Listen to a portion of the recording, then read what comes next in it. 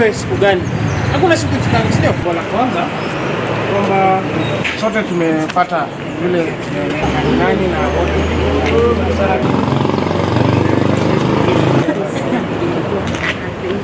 kidogo tu dakika moja. Sote tumalize kupiga katawizi. Angalia. Funny enough, the victims' parents, the victims' families have not been informed of the proceedings and were not aware of the same.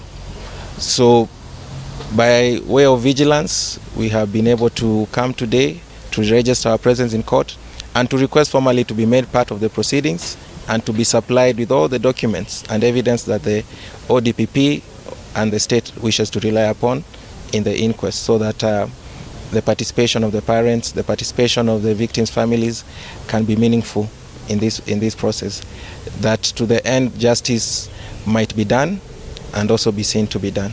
So we're wondering why 1 year later these parents are being subjected to an inquest, having given all the information and have spent a month in the school and had an year to be able to do a conclusive report. So for us, we'll respect, because it's actually a process, it's a constitutional process, but we'll still have questions on why they could not do a conclusive report.